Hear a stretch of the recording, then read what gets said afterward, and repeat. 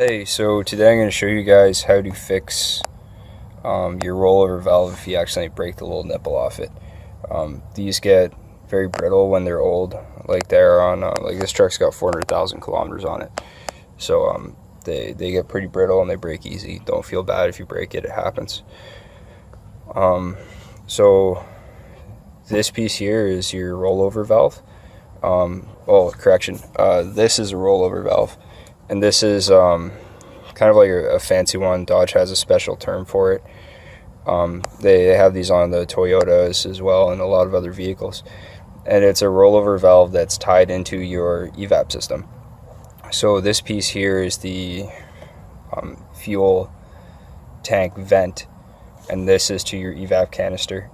And these just connect the two valves because it has evaporative emissions function as well. So if you break any of these, what I'm going to show you will work to fix it. If you break specifically just this one, what might be easier is it looks like, if you look through there, I don't know if you guys can see, it's all open on top like this, so this is connected to this, so it might be easier to plug this off and then put a T in here and then run this up to the line for your filler neck. That might be faster and easier. It's up to you. I decided to do this type of repair for this specific one because it'd be cheaper for Dodge to manufacture this with the T in the line, right, than to add all this extra complexity to the mold. So I'm assuming that they put it in this direction or orientation for a reason. So I want to stick with that. So what you can do is put super glue around the edge of this and then glue the broken piece on and hold it for 30 seconds or whatever, and then put epoxy around it, and the super glue will hold it until the epoxy hardens.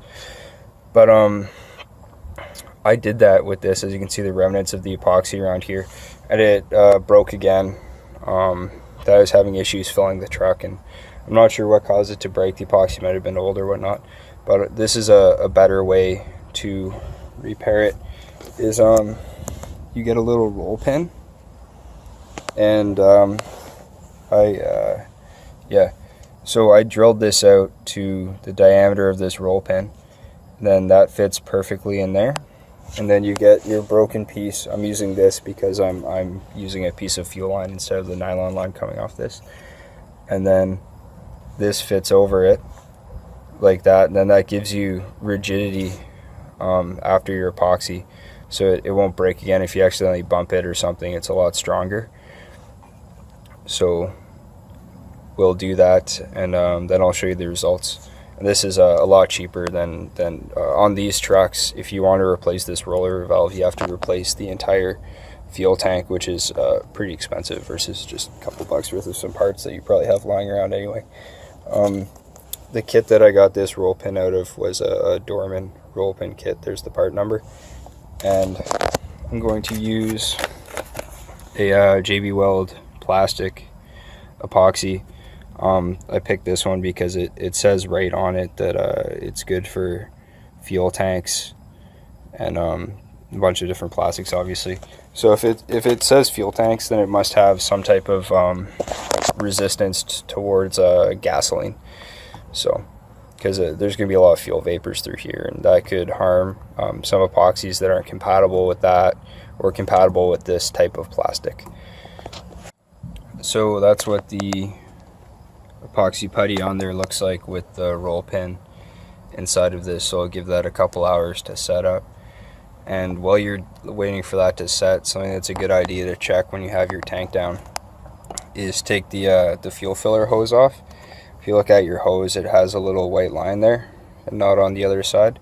You just line that up with the top flat part. There's a little notch there that you line that up with, and then you make sure you get the orientation of the hose right. Another thing you can do is take a paint marker and just make a line.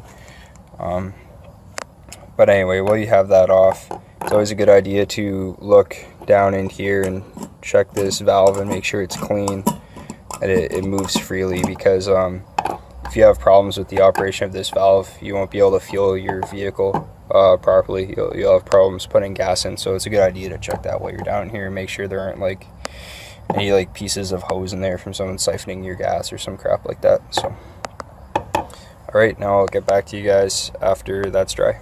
So while I'm waiting for this to dry and we're on this subject, something that you can do if your rollover valve is malfunctioning and something's plugged up, and it's plugged to this here so that you don't get the venting, then you won't be able to fill your vehicle. So if it overflows back and trips the pump every time you try and gas up, and it's not this, it's probably a venting issue, and it could be all sorts of things in your evap system, and that's outside the scope of this video. But if it is this component here, you've diagnosed it as this by removing your hose and isolating it or whatever, then something that you can do to get that vent operational so that you can gas up your truck is go to a high point in here, high spot of the tank somewhere, and drill a hole and then put a rubber grommet in it with a piece of heater hose, and then use that as your vent hose, or buy a vent thing that you can screw into the tank or something like that, and that will allow the tank to vent so you can fill up your vehicle and you don't have issues, except that it won't fix this. So your evap system will still most likely be malfunctioning, and your rollover valve may not work, which is a safety component. So you really should replace the tank if that's happening. But you'll just have to be careful that you don't overfill it, because if your vent is way up here and then these hang down a little bit, you can overfill your tank and you can flood the evap system with gasoline, which isn't good for it. Some of the diesel Dodge trucks have a very similar, if not the same, gas tank, and guys actually do that with the rubber grommet and heater hose. That way they can fill their tank higher and get extra capacity. But you don't want to try and squeeze extra capacity out of it with a gasoline tank, because gasoline expands more than diesel at colder temperatures and everything, so you get way more vapor buildup. So if you overfill your tank, you'll wind up having gas coming out of that hose and stuff, and your tank will swell up, and it's not good.